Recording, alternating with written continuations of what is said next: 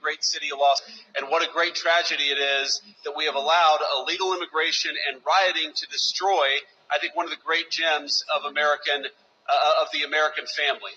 Now, these guys surrounding me represent the U.S. Attorney's Office, the Federal Bureau of Investigation. They represent immigration enforcement, and of course, we just met some Marines who represent the Department of Defense.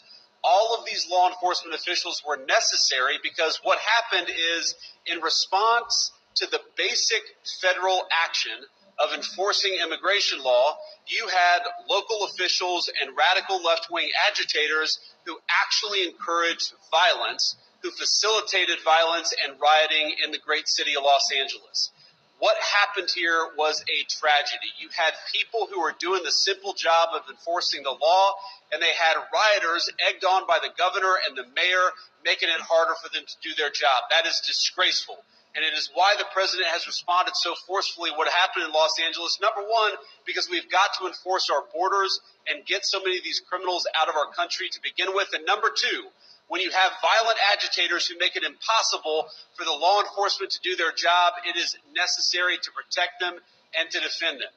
I'm happy to take a few questions, but before I do, I just want to send a message to all of the law enforcement, local, state, and federal, who frankly I think are suffering from a bit of a morale problem because they've had the local government in this community tell them that they're not allowed to do their job. I just want to let you know, from the president, the vice president on down, this administration stands with you. We're grateful for the job that you do every single day. And spewing lies and utter nonsense in an attempt to provoke division and conflict in our city.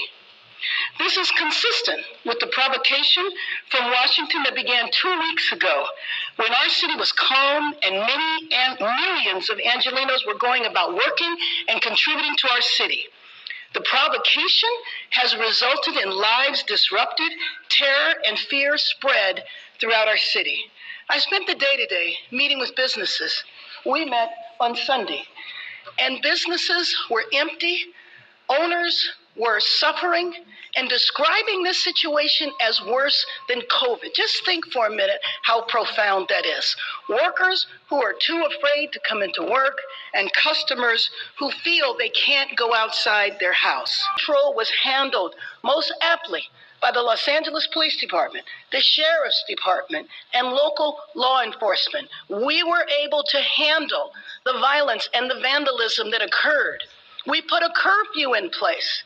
We've lifted that curfew. Our streets have been peaceful, and even when there was vandalism at its height, you are talking about a couple of hundred people who were not necessarily associated with any of the peaceful protests.